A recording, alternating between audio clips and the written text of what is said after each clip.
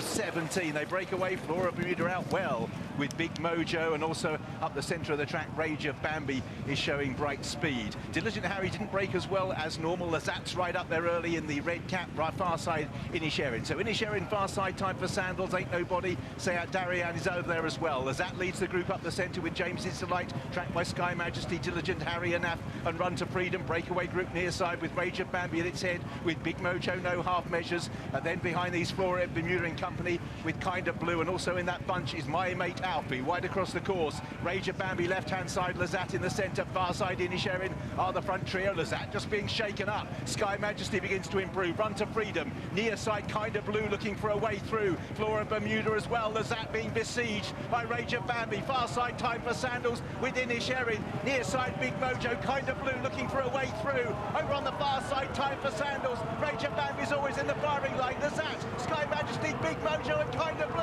Big Mojo on the near side leads the Sprint Cup narrowly from up the centre. Flora Bermuda, Big Mojo won the Betfair Sprint Cup. Flora Bermuda, Kind of Blue. Rage of Bambi, Lazat, Inisherin, time for Sandals. My Mate Alfie, Sky Majesty, no half measures. Both Atier, Ain't Nobody. Sayat Darian with Anaf. Near side rail was, as the going stick predicted, the place to be. Big Mojo at 16-1. William Buick for Mick Appleby. The pecking order for the Wathnan horses is tight. Kind of Blue and Flora Bermuda, that is very close. Rage of Bambi fourth, Lazat up the centre in fifth place. Then behind those was Inisherin. Big Mojo is the winner from stall 15. In second place, Kind of Blue from 19. In third, Flora Bermuda from 16. The little breakaway group on the near side. I think there are only 5 of them in all, and I think they filled the front 4 places in the Betfair Sprint Cup. Big Mojo wins the Betfair Sprint Cup. It's close for second, as you can see. The 2 Wathnan horses, Flora Bermuda on the far side, Kind of Blue near side. Then Rage of Bambi, then Lazat, then Inisherin.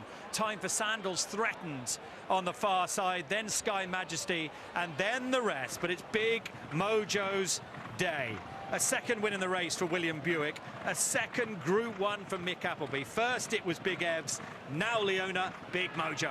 Yeah, this horse obviously behind no half measures in the July Cup, and then last time I think dropped back to 5 furlongs at Goodwood. Everything happened a bit fast, and just see here, I mean, he was drawn high, which looks to have been the place to be. He's had the rail to race with.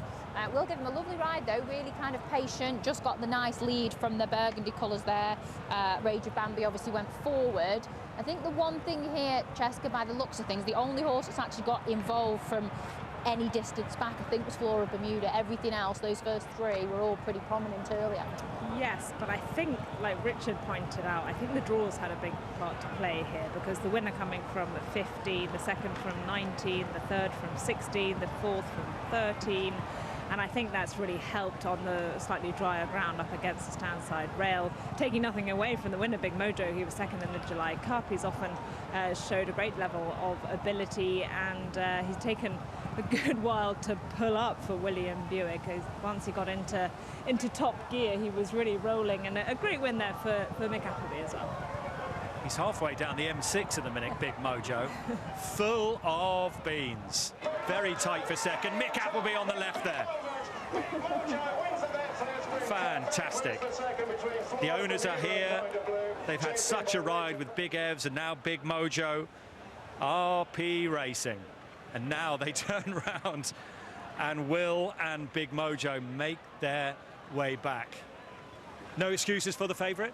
No, we don't think so. I mean, James has just come in now. He's talking to Connections. We can see him over there. And for me, he jumped, he travelled well. He didn't look too keen, Cheska. I didn't think he was kind of in the middle. He travelled well, and he was one of the ones to kind of start niggling before others. Which I'm trying to lip read James Doyle from here distance. And understand his body language. There's quite a lot of arm movements. I don't know. Maybe he wasn't quite travelling with his usual fluency. Maybe he wanted slightly firmer ground. Again, I'm not really sure.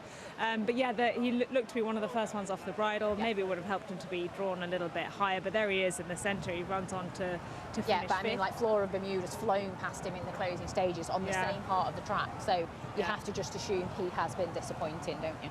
Yeah, the search for the dominant sprinter continues. Yeah. In these sprints, anything can happen. 16-1, the winner, doing what Tamaris last did in 1998.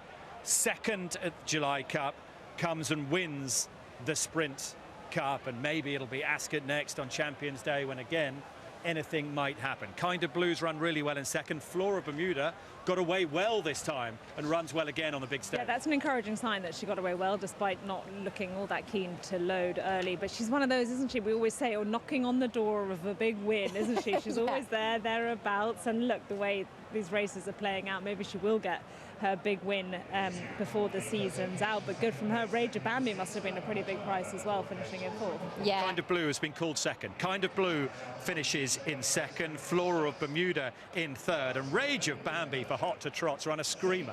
Yeah, absolutely. It's nice as well, isn't it, when you see the syndicates and like the owners of this horse were cheering and jumping up and down, going past us. It's always great to see when the owners are so happy and so kind of vocal about it. It's great. And thankfully, they get their horse back eventually. William Buick Rishi, and I can see Rishi laughing on the left there. What's happened, Rish? Oh, it's just listening to Will Buick, who's obviously had to bring him back after he charged off. And this is Mark, who rides Big Mojo out every day.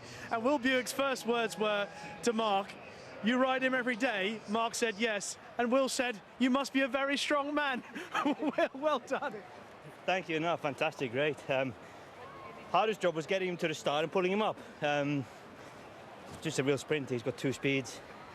He was lovely and smooth throughout the race, and really had not a moment's worry. Very genuine. Yeah, very good spare ride to pick up, and absolutely over the moon. Could you see the way the race was developing in terms of the draw?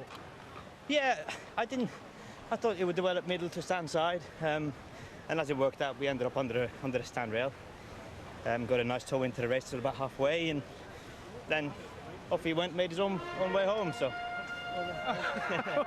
What about when he passed the line? You couldn't stop him then?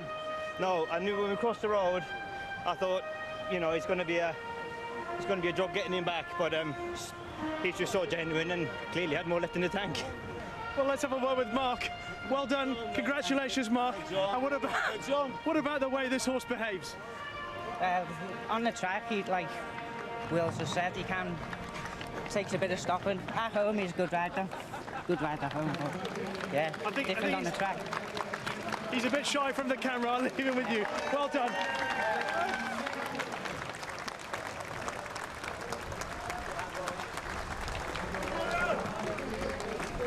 And lovely to see these connections on the big stage again. Paul Teasdale is here.